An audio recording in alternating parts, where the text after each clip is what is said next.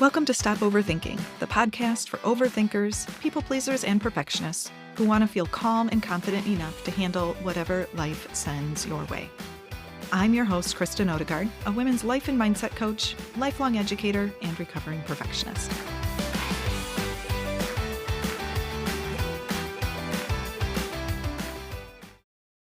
Welcome back to the Stop Overthinking podcast. We have a guest with us again this week. Barb Nangle is a boundaries coach, a speaker, writer, and founder and CEO of Higher Power Coaching and Consulting. She's the host of the podcast Fragmented to Whole: Life Lessons from 12-Step Recovery. In 2015, at the age of 52, Barb found after decades of therapy and tons of self-help work in a variety of areas, she found herself in 12-step recovery. As a former addict and people-pleasing rescuer, she empowers people to thrive and take more control over their personal and professional lives by coaching them to build healthy boundaries. Her specialty is working with women who focus on what others think and neglect themselves. So welcome, Barb. I'm excited to have this boundaries conversation with you today. Thank you. I am really excited too. I found that you and I are very much on the same page when it comes to boundaries, which is really cool. Yes. So we talked a little bit before this episode a few weeks ago, and for listeners, if you have heard me talking about boundaries before, it will be some of the same sort of language that we're using and some of the same ideas, but I also love that because we can go deeper, and Barb has her own story and way of talking about this topic that I think will bring some insight to you as well. So Barb, your story is a big part of you and how you got into coaching, especially around boundaries. Can you share with us a little bit more about what happened and your story? Sure. So I hit a codependent bottom. That's what landed me in 12-step recovery. And I'm kind of assuming that your audience knows what codependence is, so I won't go into explaining that. I didn't know what that word was, even though I was very well read in the self-help genre, had been in therapy for decades and done all kinds of self-help kind of stuff. And so I was astonished to find that this word existed and that it described to me. And I got into 12-step recovery right away as soon as I learned the word. And I was astonished that in my first 2 years alone in 12-step recovery, all of the things that were unearthed, none of which ever came up with all those therapists, the books I read. One huge one, that I didn't have boundaries. I didn't even understand what they were in the beginning when I was learning to build boundaries in recovery. I didn't even understand that was what I was doing. My biggest paradigm shift in recovery was coming out of victim mentality. I could spot a victim a mile away because I was going to rescue that person, but I had no idea that I had that. I lied all the time, and yet I thought I was an honest person. And I definitely lied about like cigarettes and drugs and alcohol and relationships and things like that. But my main area of lying was in the people pleasing department. So I would say things were okay with me when they really weren't. I would say yes to things that I didn't really want to do. And then I would probably complain about people behind their back. Meanwhile, I thought I was a nice person, and that's why I helped people. I didn't understand that I was doing it because I was seeking their approval. That came clear in recovery. I had a really hard time accepting reality. I had a lot of unrealistic expectations of myself, other people in the world. And, these are just a few of the giant things that came out pretty early in recovery, none of which came up before with all the, 37 years of therapy. Now, I wasn't in continuously for 37 years, but very close. None of those therapists ever said any of that stuff to me. They didn't tell me that I had relational trauma, that I grew up in a dysfunctional family, that I was a compulsive overeater, that I had a substance use problem. Like none. Now, granted, I wasn't 100% honest with all of my therapists, but I'm sitting there over, like right now, I'm down over 100 pounds from my top weight because I'm in Overeaters Anonymous.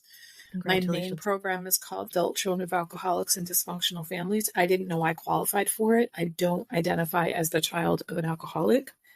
I didn't know that I had trauma.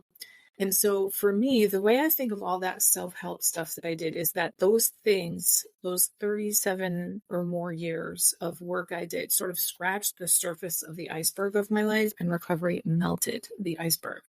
So for me, recovery, 12-step recovery is where it's at. That's why I started my podcast. And then when I just, for a series of serendipitous events, I decided to become a coach. And generally, in the beginning, I was just sort of generally coaching, and you can't coach everybody because then you're going to coach nobody. Mm-hmm. And I decided to have boundaries be my niche because learning how to build healthy boundaries was such a game changer for me, because boundaries permeate every single area of your life.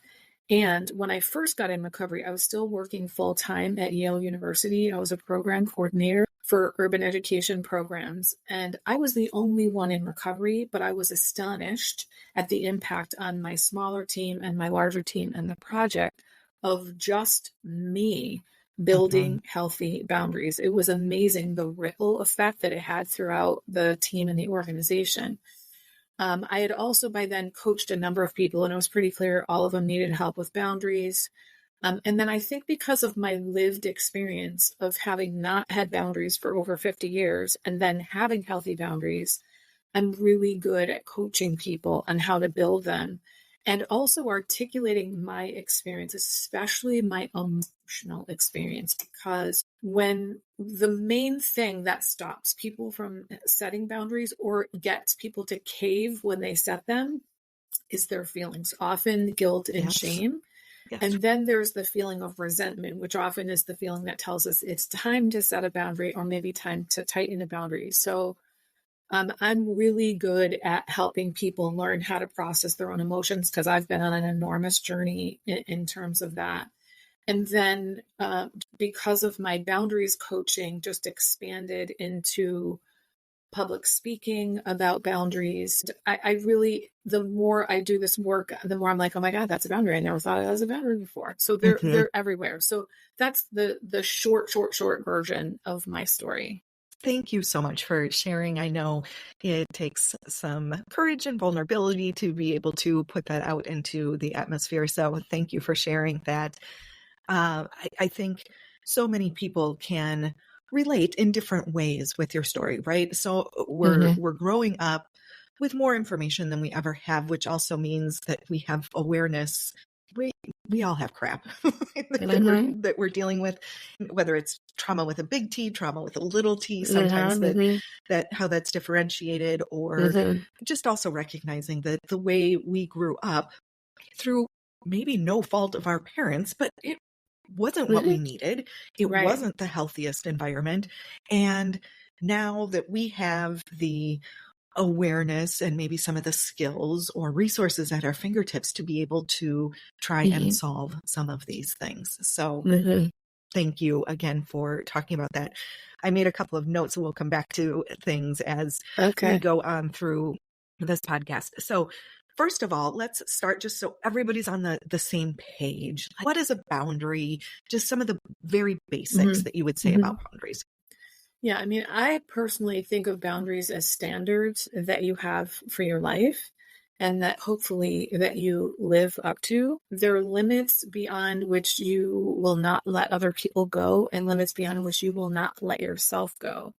I personally call those boundaries of self-containment. And I can tell you, Kristen, those are the ones that had by far the most impact on my life. I had no idea how many things I was doing to create chaos in my own life or to exacerbate already existing chaos. And the way I think of it now is like I was like lobbing all these bombs into my life that I didn't know that I was doing. Stopping doing that really changed. Like I feel like 85% of the drama and chaos and crap in my life got cleaned up when I implemented these boundaries of self-containment. Can you give an example of a boundary of self-containment? Sure. So I think of them as being, there's two different kinds. So there's boundaries of self-containment that really only affect me and not anybody else. So that could be, I used to give out personal and private information to people that didn't earn their way to having that. And so I would make myself unnecessarily vulnerable to people that I didn't need to. So I need to contain that. So boundaries of self-containment are things you either need to contain or stop doing altogether. And then there are boundaries of self-containment that don't just affect you, but they affect other people as well. Often those are the things that are creating chaos or making it worse. And gossip is a really good example. I was shocked to find out that I gossiped all the time.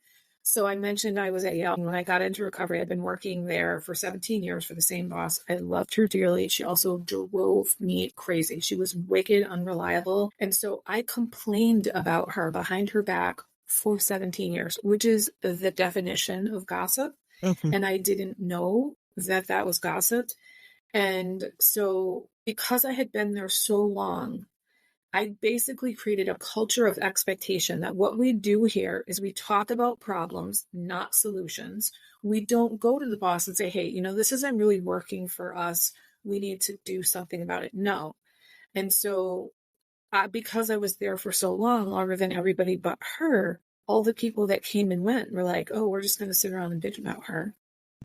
And that's what we did. And then when I started building healthy boundaries and specifically worked on stopping gossiping, my resentment against her went down by 90% or something crazy like that. And I realized, I'm the problem here. It's not that she didn't do anything. It's that I've magnified the problem like tenfold by talking about it all the time and by not focusing on solutions. So those are two good examples of boundaries of self-containment. Well, and one of the things I wanted to come back to that you had mentioned earlier was the ripple effect once you were the only one working on boundaries, but the impact that it had on your office. And so can you expand on that just a little bit with this particular example? Yeah. So I'll use the gossip as the example. So it used to be, I had a small team. It was mostly like admin kind of people. And we would run into each other in the hallway or the kitchen and basically have a meeting. And then when we had scheduled meetings, the boss would often not show up, and then we would complain about her. So instead of having a meeting, in the meeting, we'd have these meetings that just happened by chance because we were in the hallway. And so when I decided, okay, I'm going to stop gossiping, these 3 women on this team all knew that I was in recovery. Not everybody did, but I felt comfortable saying to them, I'm in recovery. I've come to understand that me talking about her repeatedly is dysfunctional and I'm going to stop. So I could really use your help. So if you hear me talking about her, and what I did was I wagged my finger. I said, can you just wag your finger like this? Like, don't say anything to me, because if they say something, it might freak me out, right? Well, they never had to do that, because what I did, Kristen, was I was not just asking for their help. I was also putting them on notice. Like, I'm not going to be gossiping about her anymore. And so I don't want to do that with you anymore either. And so they may have continued gossiping about her. I don't really know. But I also, when I stopped gossiping about her, I realized that I was waiting for her to show up in ways that she was never going to show up as a leader. And so I stepped into that role and I gave my team some guidelines. And I said, here's what I'm thinking of doing, that we'll have a touch-base meeting every Monday morning for 15 minutes, unless nobody needs to meet, because we don't need to have a meeting if there's no need. And then every other Wednesday, when we don't have our large team meeting, we'll have a small team meeting.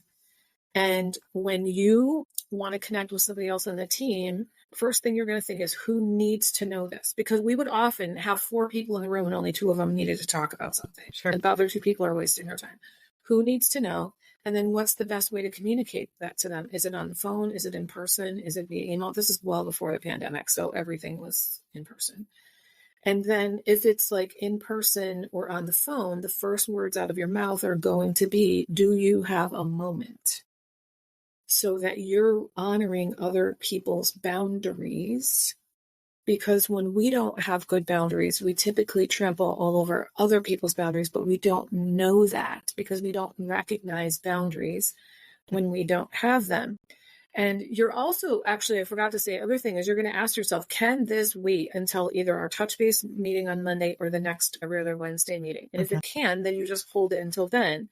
And then we're going to have an agenda that we're going to actually follow. An agenda is a boundary.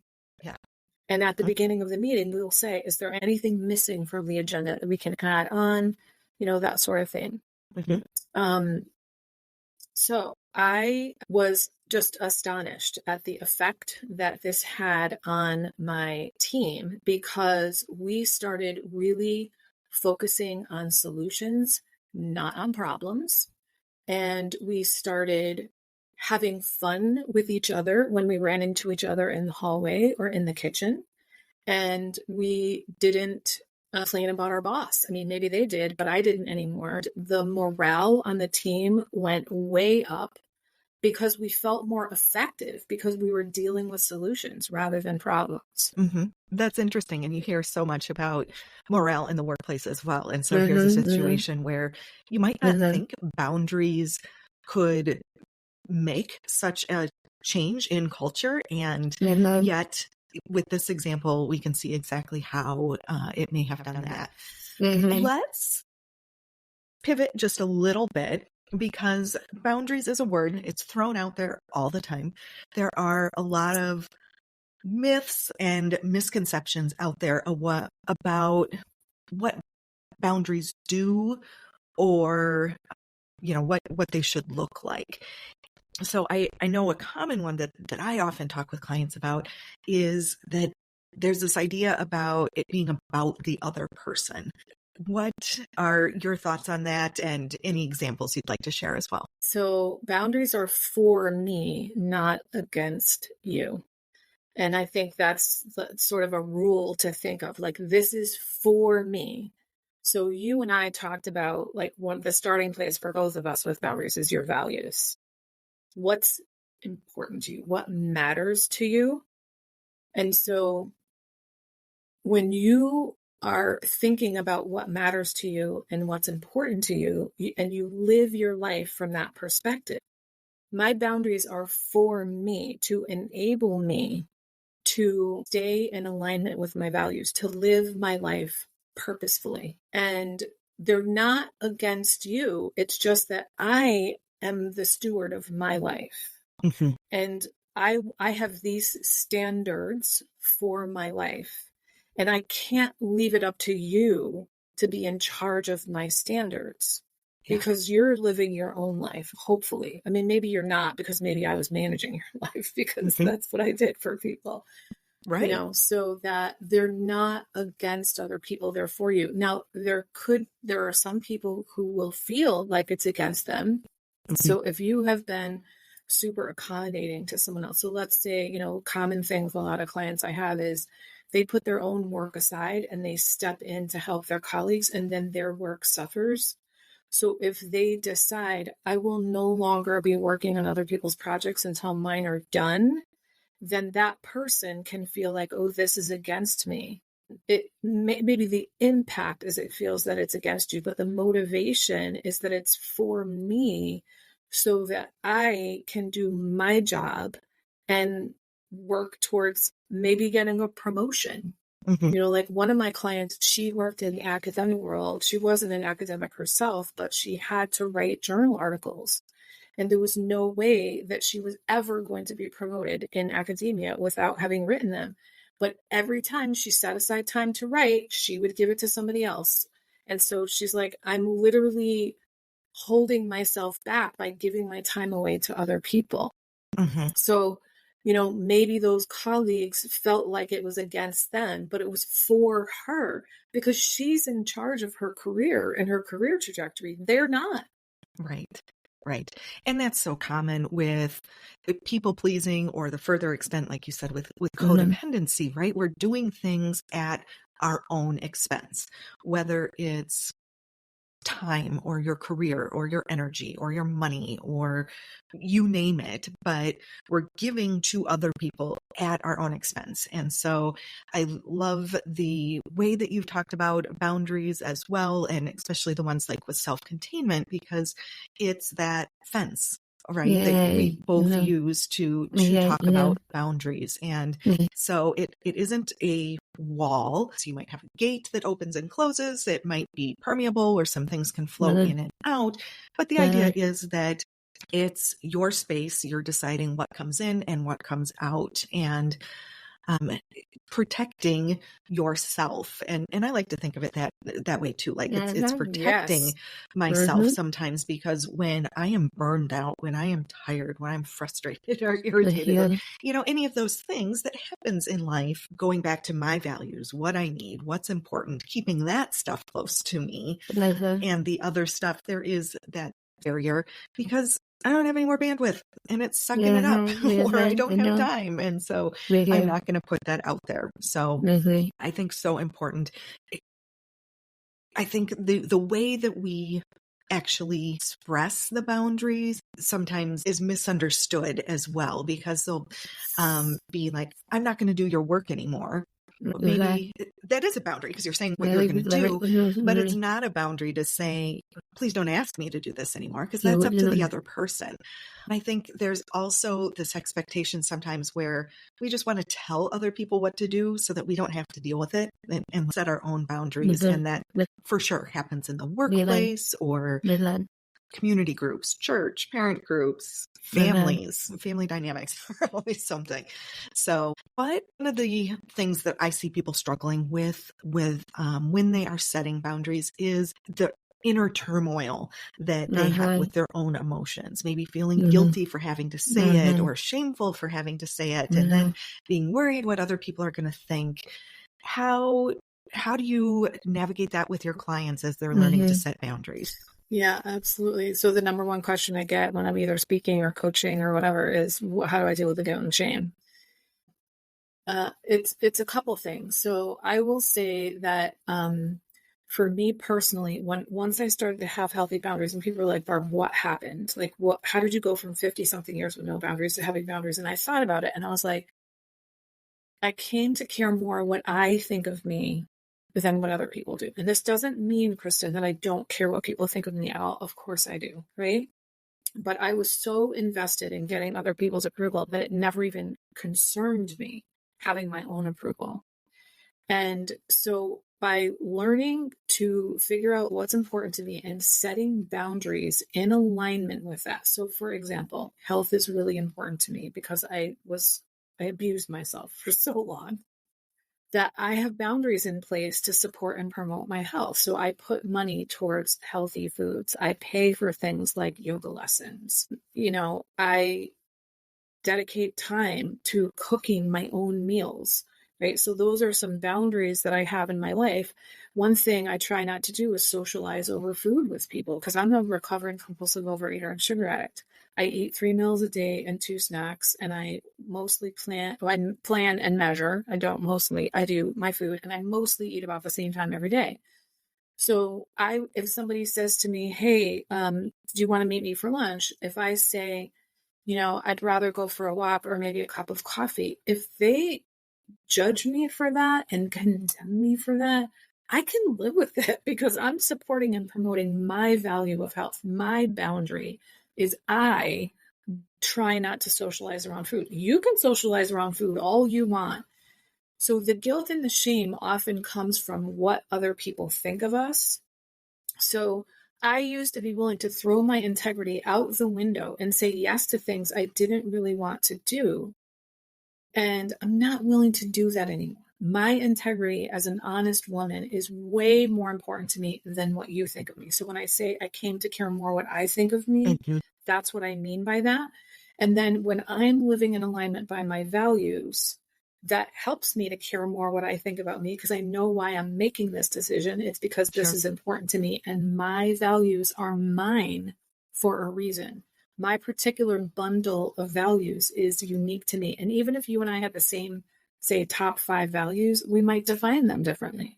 Yes. So that really, the more you get into integrity with yourself, the more the guilt and shame goes away. I think of it as almost like rolling off of me that, and it doesn't happen immediately overnight. But as you start to care more what you think about yourself, you care less what people think, and the guilt and the shame goes away. And I've heard someone say a few months ago, and I really love this, it is fine to seek others' approval, but only when you have your own approval first. Mm-hmm. Yeah, so I didn't know I was an approval seeker. And in fact, I was more of a disapproval avoider. Like I didn't want people to think I was a bad person. And to me, a bad person was someone who says no and someone who is unhelpful. Yes. Well, and that, despite your individual circumstances, that is so much of the messaging as women that we we're just programmed with and socialized with, Mm-hmm. and that our mothers certainly had and passed on to us. So I think everyone, to an extent, struggles with, I mean, we're social people. We want connection. We want validation. We want acceptance. And then you throw on all of these other layers of things about taking care of other people. And then how do we manage others' emotions, right? So my listeners have heard this all the time. But it's a process. And I know something I've been working on for years, you've been working on for years, and I still find that there's things that still need work, that I still have to remind myself. So it's not like an end game. It's more the never-ending journey. I still go to at least 2 12-step recovery meetings every single week, and I feel pretty confident I'll do it for the rest of my life because I need to be doing the work all the time. It's not as hard now. Well, occasionally I go through cycles of, new realizations, but I also I talk about this stuff 24/7. It's no coincidence, that I picked this because they say we teach what we need to learn, right? I know, and I really need to learn boundaries. And, I want to say something you mentioned, like taking care of other people, and that, I think as women, we get the message like you're supposed to take care of other people. And also that it being selfish is like the worst thing in the entire world. And that somehow taking care of yourself is considered being selfish. And it's just not true. It's like taking care of yourself is self-preservation. And you've got to stop trying to pour from an empty cup. I want you to pour from the overflow rather than from an empty cup. And the only way your cup is going to overflow is if you fill it. And when you are pouring from an overflowing cup, you don't have resentment against other people for constantly asking you to do things. You consider yourself as part of the human family of people who need your help. Like you get to be included in that. And I will also say, Kristen, that I thought of myself as a volunteeraholic before I got into recovery. In terms of hours per week, I now give more service to my community than I ever did when I was a volunteeraholic. But I do it by choice, not compulsion. I do it after taking care of myself and filling my cup to overflowing. And I do it strategically. I decide ahead of time where, and the vast majority of my service goes in my recovery communities. Right. So it has to be pretty lined up for me. It has to be in alignment with my values for me to, whereas before it's like, did you ask me? Yes. Then the answer was yes. So it doesn't mean when you have healthy boundaries, you're going to stop being helpful to people. It means you're going to include yourself in the people that you're helpful to, and you're going to do it by choice, not because you think you have to, because people will think you're bad or mean or unhelpful. Thank you for that distinction. Yes, I agree. Are there other common myths or misinterpretations of boundaries that you wanted to touch on? Yeah, so you mentioned walls earlier. I think that's one of the most common ones, is that people think that boundaries are building walls between you and other people. And really, boundaries actually bring you closer to people if they are reasonably healthy people. If you have someone that is toxic and abusive, you may need a wall, right? So yes, that does happen from time to time. But with regular everyday people, when you start building boundaries, it means you start being authentic with them. You start saying to them, this isn't really okay with me, or I would really prefer it if we X, Y, Z. So you're becoming truthful with them. They get to see who you really are, what you really like, what you don't like, what's okay with you, what's not okay with you. So they can come closer to you. And the way that I think of it is all the people that aren't okay with the authentic me sort of fade away to the edges. And all the people who were around that the authentic me can come closer. And then the new people that I didn't even get to meet yet because they were crowded out by those people that weren't with the authentic me have gotten out of the way. Boundaries actually bring you closer to people. And honestly, I'm closer to myself. I thought I was I was an introspective person, but it was pretty shallow. Yeah. And I've always thought of myself as a pretty deep person, but I did so much work and there was so much I just didn't know about myself And I would say for me, Kristen, building boundaries got me to really know myself. Mm-hmm. I always liked myself and I always was pretty confident, but what I realized in recovery was I did not have self-worth and I didn't love myself. And learning to build healthy boundaries is what got me to have self-worth and to grow to love myself. Because when you keep showing up for yourself and following through for yourself, especially in ways that you never did before, that builds self-worth. And the more I did that, the more self-care, I really love myself. And I feel I really love myself now. I can say that with 100% confidence. And it's such a joy. Can you imagine living the rest of your life absolutely loving yourself? Like so many people that I coach, they don't just not like themselves, they hate themselves. Yeah.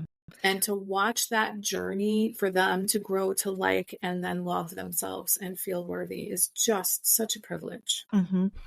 Do you think that some of that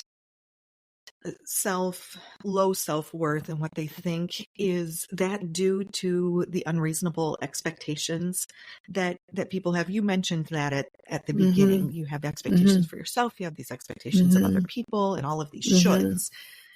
How does that tie into the self-worth part, do you think? Yeah, I think that's definitely part of it. I think a lot of people compare their insides to other people's outsides. That's an expression that we use in recovery all the time. If you don't know what other people's stories, you don't know what people's demons are. They look polished on the outside. I mean, I look like I had it together on the outside. I have a master's degree. I own a home. I pay my taxes. I volunteer.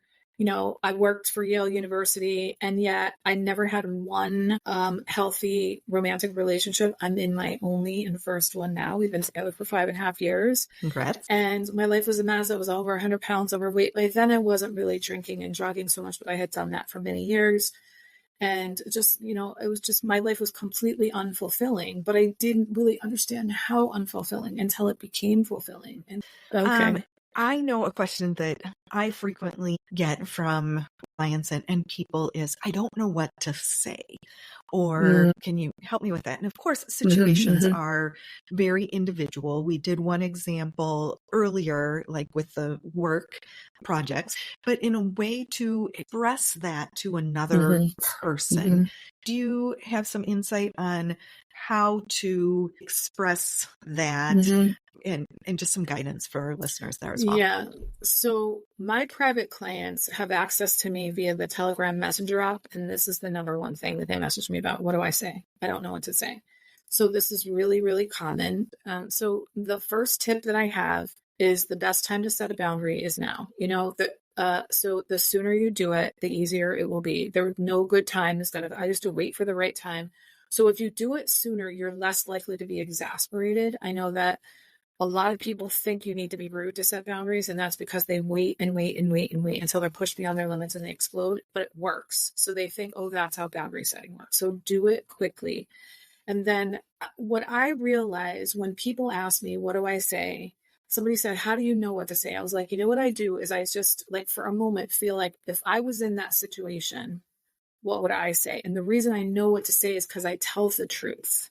I say things like, I'm really uncomfortable with this. Now, sometimes I say I'm really uncomfortable because I can't discern any more level of detail with that. But sometimes I say I'm really uncomfortable with this because I don't have it in me in the moment to tell you what's making me uncomfortable. And I need some time for myself. But like, this isn't working for me. Can we have a conversation about what would work for both of us? You know, just what is the truth? And pausing is another huge thing that you can do. So if you know for sure what the boundary is, then say it right away. Don't wait. But if you don't know what you want to say or what you want to do in regard to whatever the request is, or if you just don't have it in you right in the moment to set the boundary, then say, I need to think about it and get back to you. That just wasn't an option for me for most of my life. And pausing was the first and most important tool that I learned in recovery. I mean, it was really hard to be able to do it, but now I do it all the time because then I can really think about like, what is important to me here? What do I want? I never asked myself what I wanted in situations. It was all about, what does he want? What does she want? What do they want? What does the situation need? What does the organization need? I really like your point about telling the truth as well, because I think that gets so lost in the people-pleasing conversation is we don't realize how dishonest we're being. We think people-pleasing is nice, but and lying is bad. But when you're looking at it, if you're telling somebody you're fine when you're not, or that, oh, I'd be happy to do that for you when you really want to be like, that's what screw you. And so to tell the truth, and it might be, I'm not sure. Can I get back to you? I don't know if this is going to work in my schedule. Might be something softer if you can't say that's not going to work for me. And then, maybe you can find a way to get back to there. But I think that telling the truth piece is so important and also builds your confidence and your own integrity and worth. So I'm so glad we were able to bring that up as well. Because like I said, I think that gets lost so often. And how about an example? I had a conversation earlier with someone, I'll just call her Jen. And she was like, oh, my sister is always coming to me about our mom. We had a lot of similar situations growing up. It wasn't always ideal. And sisters, it's kind of like your gossiping situation. And Jen is like, I love her. I cannot be part of this conversation all the time. What are some suggestions you would give to Jen to be able to set that boundary with her sister? Yeah, so this goes with my tip that I didn't tell you the tip when I said about the coworker. Like, I will no longer be doing other people's work. That's basically called having a rule or depersonalizing it. Now, our boundaries are always about us and they're not personal to the other person, but this makes it really clear. So for Jen, I would say have a rule. I'm no longer going to be participating in your relationship with mom, period. I'm no longer going to be involved in what's going on between you and mom. Your relationship with mom is your relationship with her. I love you, and I want my relationship with you to be all about you and me. I don't want it to be about mom. I have my own relationship with mom, and I want my relationship with mom to be about me and her and not involve you. Because often when we set boundaries, we have to repeat them. Sometimes we use different words and you just be a broken record to people. I also want to say, Kristen, there are a whole host of reasons why people don't honor our boundaries. Sometimes they don't believe you because you've never had boundaries. Sometimes they forget because you've never had boundaries. Sometimes they have horrible boundaries. So you need to be extra firm in your boundaries because they're wishy-washy and they're not going to help you. So you need to be like, I'm not going to talk about that. I said I was not going to talk about that. We're going to change the subject now because I'm not going to talk about that. Or, whatever the situation is. Right. And I was just going to say, and what's that next step? Because it's one thing to say it, that people might push against you. And part of the boundary then is what you're going to do and actually follow through and do it. Right. So, those are consequences. Yes. Yeah. So real boundaries have consequences. I call when you set a boundary and don't do anything about it, it's not a boundary. I tell my clients that's a hope or a wish that you have that you're putting out into the universe. So if you let's say your boundary is, I don't allow people to smoke in my house. And then somebody lights up a cigarette in your house and you don't do anything about it. Then it's not a boundary because you didn't do anything. But a consequence would be you go up to them and you take the cigarette and you put it out. And you say, if you do that again, I'm going to ask you to leave. Or maybe you ask them to leave. Or maybe you ask them to leave and say, because you can't honor this very basic rule in my house, you are not going to be invited back. You get to decide, what the situation is. But if you don't do anything, and this is actually one of the top 3 questions is, what do I do with people's pushback behaviors? And that's the hard part of boundaries because I thought when I started building boundaries, I would just say to someone, this is my standard. And they'd be like, okay, no, they don't. I mean, sometimes like in recovery, people are in recovery and they might be like, this is your boundary. Okay, sure.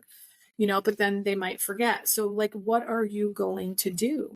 So if you're like in the coworker situation, if your coworker says, oh, Kristen, I know that you said you weren't going to work on my stuff until you were done, but I really, really need your help with this. So the consequence would be I've already told you that I'm not going to help you. The sooner I can get back to my work, the sooner I'll be done.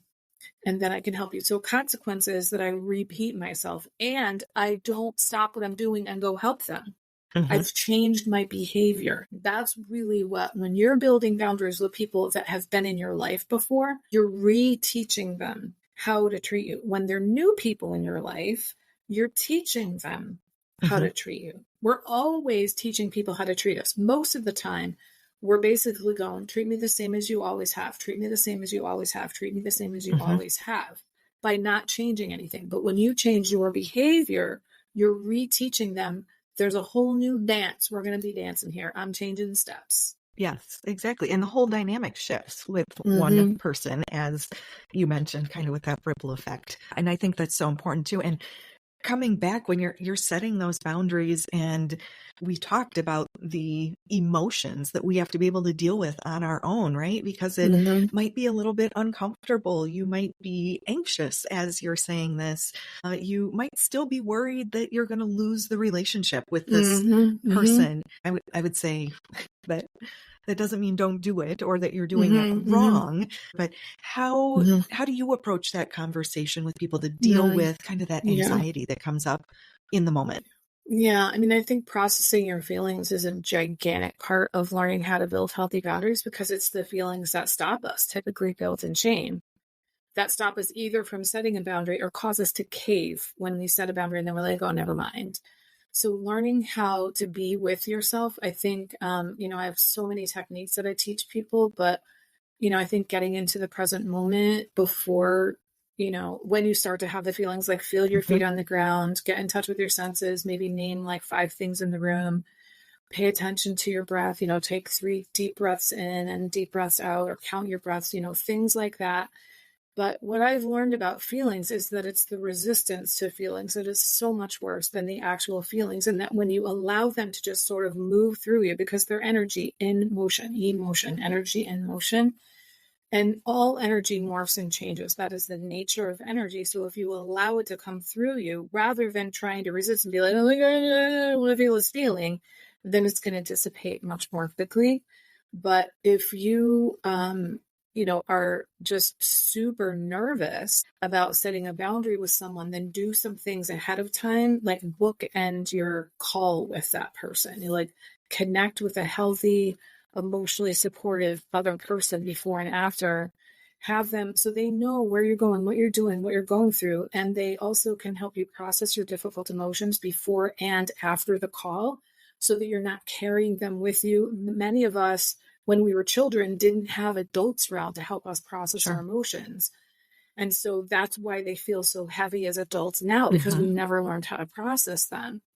And so you can also get reassurance and affirmation from that person, and to have them strategy. Say, you're doing the right thing. You are not a bad person. You deserve to set this boundary. And then after the call, same thing. If things went great, then wonderful. They can reaffirm you and say, see, you did the right thing. With you. Yeah. Right, exactly. So, that really helps. I'm also a big visualization fan. So I visualize like a barrier or a boundary. Mine's like a golden netted bubble around me. And then if it's like a super difficult person for me, I picture a similar boundary around them. So energetically, their energy is contained and mine is. Cool. I don't understand why that stuff works, but it does. At least it works for me and for my clients and stuff like that. So there's so many things that you can do, but thank you for sharing those. Yeah, some really helpful tips. Yeah. Wonderful. I have so enjoyed this conversation, Barb. We could probably talk a lot longer about boundaries. Yeah. If people want to know more about you and maybe look up their podcast if that pertains to them, or find you, where can they go to do that? Sure. My favorite place to hang out on social media is Instagram. I'm at Higher Power Coaching. My podcast, which I've been doing for over 5 years weekly, so I have 260 something episodes now, has over 30 episodes specifically about boundaries. Awesome. That is called Fragmented to Whole, Life Lessons from 12-Step Recovery. So if you're already listening in an app for a podcast, just hop on over that, or go to fragmentedtowhole.com and you'll find it there. And as always, I will link that in the show notes. So Thank you for this conversation and Thank your you. insight, Barb. And this is one of those, as we mentioned, that it just needs that reminder sometime. I think different episodes can find people and land differently at different times. So I know that my listeners that identify as people pleasers, as overthinkers, being anxious, or whatever they have in their lives, everybody can find something from this episode to take away and help them. Good. So, listeners, I will talk to you next week on another episode of Stop Overthinking.